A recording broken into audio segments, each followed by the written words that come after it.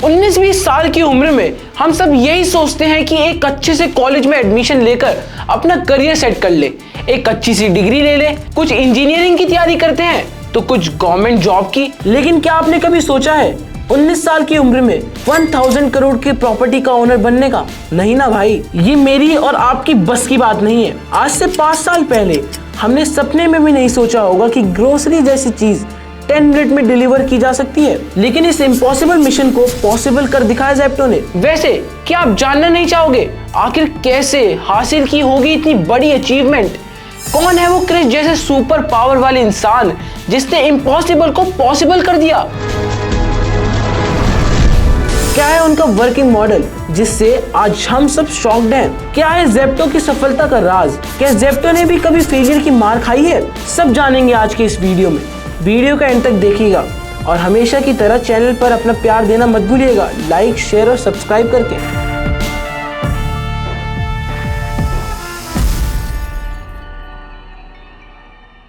Friends, सबसे पहले फ्लिपकार्ट आया, फिर बिग बास्केट, सब ग्रोसरीज देते थे, लेकिन ज़ेप्टो तो उनका बाप निकला क्योंकि उसने 10 मिनट में डिलीवरी करके दिखाया, जो कि बहुत मुश्किल था। लेकिन खुद से कंपटीशन किया और अपने गोल खुद सेट करके हासिल की कामयाबी। जी हाँ, ज़ेप्टो की जर्नी में सक्सेस और चैलेंज का मिक्स रहा है, लेकिन अपने इनोवेटिव मॉडल और टेक ड्राइवन अप्रोच से इंडियन ई कॉमर्स में स्पेस में एक बड़ा मुकाम हासिल किया है। ज़ेप्टो की कहानी शुरू होती है 2 यूथ एंटरप्रेन्योर से, आदित्य पलिचा और कावेल्य वोहरा से, जो स्टैनफोर्ड यूनिवर्सिटी में पढ़ाई कर रहे थे। लेकिन क्या आप जानते हो उन्हें ज़ेप्टो शुरू करने का आइडिया कहां से आया? नहीं तो आप जान लेते हैं। 2020 में कोविड-19 महामारी के दौरान जब लॉकडाउन लगा, तब ग्रोसरीज की होम डिलीवरी की डिमांड अचानक से बढ़ गई, लेकिन यह इंडस्ट्री उस समय तेजी से सप्लाई नहीं कर पा रही थी। यहीं से इन दोनों ने ग्रोसरी डिलीवरी में गैप देखा और इस पर काम करने का फैसला किया। दोनों ने स्टैनफोर्ड यूनिवर्सिटी को छोड़कर भारत लौटने का फैसला किया और ग्रोसरी डिलीवरी का आइडिया लेकर आए। उनका मिशन था कि ग्रोसरी सिर्फ 10 मिनट्स में घर तक पहुंचाई जाए। जी हाँ, आज के जमाने में ऐसे बहुत से कम लोग हैं जो आउट ऑफ इंडिया की अपॉर्चुनिटी छोड़कर इंडिया आना चाहेंगे। इस क्विक कॉमर्स मॉडल ने बहुत तेजी से लोगों का ध्यान खींचा। 2020 में ज़ेप्टो ने शुरुआत में मुंबई से काम शुरू किया और कुछ ही समय में पूरे देश में अपने पैर जमा लिए। 6 मंथ्स के अंदर 490 करोड़ की फंडिंग मिल गई। ओनली 2 इयर्स के अंदर ज़ेप्टो की वैल्यू 12,000 करोड़ तक पहुंच गई। इसका कारण था उनका focus, lightning fast delivery, technology का बेहतरीन यूज और सही समय पर इन्वेस्टर से मिलने वाला सपोर्ट। ज़ेप्टो की सफलता का सबसे बड़ा कारण उनकी यूनिक स्ट्रेटेजी और टाइमिंग रही। जब बाकी कंपनी ग्रोसरीज की डिलीवरी में 30-40 मिनट्स या उससे ज्यादा समय ले रही थी, ज़ेप्टो ने 10 मिनट में डिलीवरी करने का वादा किया, जो लोगों के लिए एक नया और कन्वीनियंट एक्सपीरियंस था।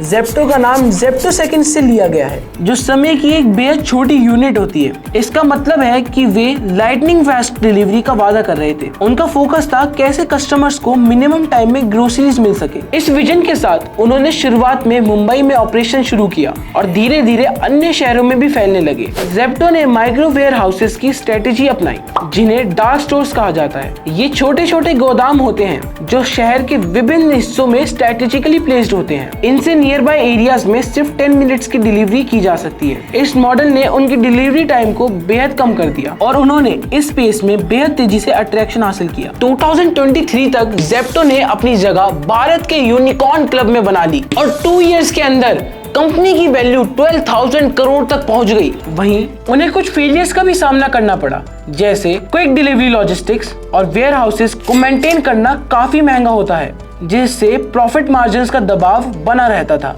ज़ेप्टो को स्विगी, इंस्टामार्ट और बिग बास्केट जैसे एस्टेब्लिश कंपनी से कड़ी टक्कर मिल रही है, जो इसी को एक डिलीवरी स्पेस में काम कर रही है। 10 मिनट डिलीवरी मॉडल को लंबे समय तक प्रॉफिटेबल रखना एक बड़ी चुनौती है। लॉजिस्टिक्स, मैन पावर और इन्वेंट्री मैनेजमेंट में होने वाले खर्च को संभालना मुश्किल हो सकता है। हालांकि ज़ेप्टो का मॉडल काफी अट्रैक्टिव था, लेकिन इसे सस्टेन करना आसान नहीं था। उनके पास लॉजिस्टिक्स, मैन पावर और डिलीवरी इंफ्रास्ट्रक्चर को मैनेज करने की बड़ी चैलेंज थी। 10 मिनट डिलीवरी का वादा करने के लिए उन्हें माइक्रो वेयर हाउसेस और डिलीवरी एजेंट्स पर भारी खर्च करना पड़ता था। इसके अलावा बड़ी कंपनीज जैसे स्विगी, इंस्टामार्ट, डंजो और बिग बास्केट से उन्हें कड़ी कंपटीशन भी मिल रही थी। जेप्टो की जर्नी ये साबित करती है कि सही माइंडसेट, टेक ड्रिवन सॉल्यूशन और अच्छी एग्जीक्यूशन से बड़ी से बड़ी चैलेंजेस को भी पार किया जा सकता है। जेप्टो ओनर ने अपनी कम उम्र में ही ये दिखा दिया कि अगर पैशन और डेडिकेशन हो